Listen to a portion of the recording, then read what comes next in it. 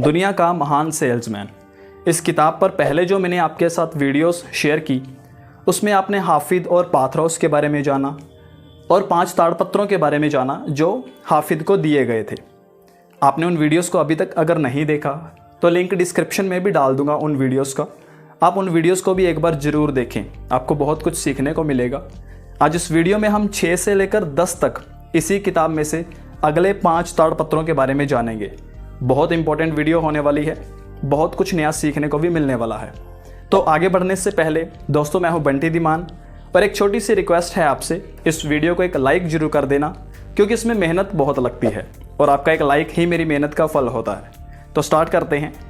6वां ताड़पत्र है जिसमें लिखा था, आज मैं अपनी भावनाओं को काबू में रखूंगा।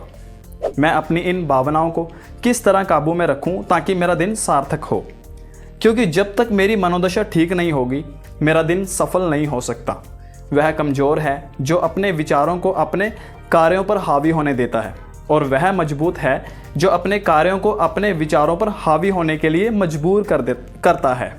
अगर मैं बारिश, अंधेरा, उदासी और निराशा लेकर अपने ग्राहकों के पास जाऊंगा तो वे भी बारिश, अंधेरे, उदासी और निराशा की प्रतिक्रिया मुझे देंगे और मुझसे कुछ भी नहीं खरीदेंगे। परंतु अगर मैं खुशी, उत्साह, रोशनी और हंसी लेकर अपने ग्राहकों के पास जाऊंगा तो वो भी खुशी, उत्साह, रोशनी और हंसी से भर जाएंगे और मेरे अंदरूनी मौसम की वजह से मुझे बिक्री की फसल मिलेगी और मेरे खलिहान में सोना बरसने लगेगा।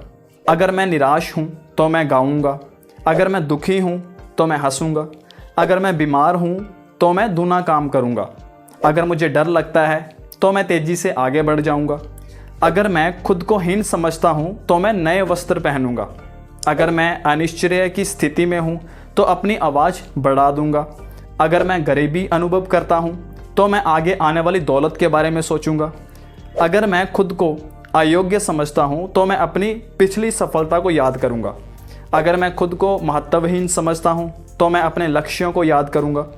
आज मैं अपनी भावनाओं को काबू में रखूँगा। 7वां ताड़पत्र है जिसमें लिखा था, मैं दुनिया पर हंसूंगा। मनुष्य के अलावा कोई भी प्राणी हंस नहीं सकता। पेड़ों को जब घाव लगते हैं तो उनमें से खून तो निकल सकता है, जानवर दर्द और भूख के मारे कराह तो सकते हैं, परंतु केवल मुझे ही हंसने का उपहार दिया गया है। आगे से मैं हंसने की आदत भी डालूंगा।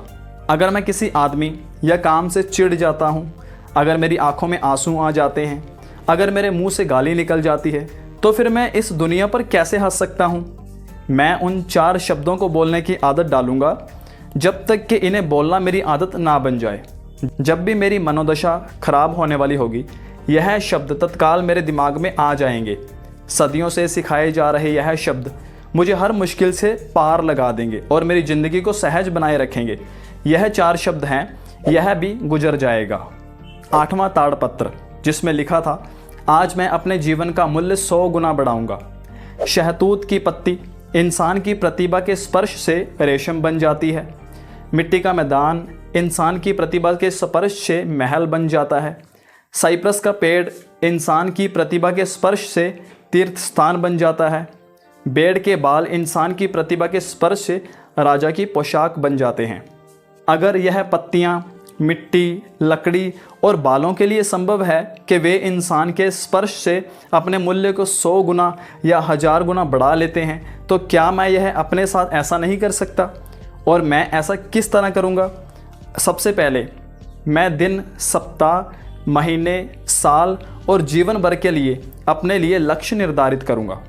जिस तरह गेहूँ के बीज के पनपने और बढ़ने के लिए बारिश का होना जरूरी है, उसी तरह मेरे जीवन के सफल होने के लिए लक्ष्यों का होना जरूरी है। अपने लक्ष्य निर्धारित करते समय मैं अतीत के अपने सर्वश्रेष्ठ प्रदर्शन को याद करूंगा और इसे भी 100 गुना कर दूंगा। 9वां ताड़पत्र जिसमें लिखा था, मैं आज ही अभी काम शुरू करूंगा। मेरे सपने बेकार हैं, मेरी योजना कचरा है, मेरे लक्ष्य असंभव हैं। इन सब का कोई भी मूल्य नहीं है जब तक कि मैं काम ना करूं। मैं आज के कामों से नहीं बचूंगा, उन्हें कल पर नहीं टालूंगा, क्योंकि मैं जानता हूं कि कल कभी नहीं आता और मैं अभी काम करूंगा।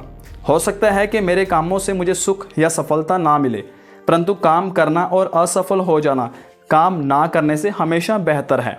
वास्तव में हो सकता है कि मुझे सुख का फल ना मिले, परंतु बिना काम के तो हर फल डाल पर ही मर जाएगा, सिर्फ इसलिए क्योंकि मैंने हाथ बढ़ाकर उसे हासिल करने की कोशिश ही नहीं की। सफलता इंतज़ार नहीं करेगी। अगर मैं देर लगाऊंगा वह किसी और के साथ शादी कर लेगी और मुझसे हमेशा के लिए दूर हो जाएगी। यही समय है सही और यही सही जगह है और मैं ही सही आदमी हूँ। 10वां ताड़पत्र। मैं कभी भी संसार की भौतिक वस्तुओं के लिए प्रार्थना नहीं करूँगा। मैं भगवान से कुछ मांग रहा हूँ, किसी नौकर से भोजन लाने के लिए नहीं कह रहा हूँ। मैं कभी भी धन, प्रेम, अच्छा स्वास्थ्य, छोटी मोटी जीत, यश, सफलता या सुख नहीं मांगूंगा। मैं केवल मार्गदर्शन के लिए प्रार्थना करूंगा। केवल यह मांगूंगा कि मुझे इन सब चीज़ों को हासिल करने का रास्ता दिखाया जाए और मैं जानता हूं कि मुझे अपनी हर प्रार्थना का जवाब हमेशा मिलेगा। तो दोस्तों, ये थे वो सभी ताड़पत्र जो आपको एक महान सेल्समैन बनने में आपकी मदद करेंगे।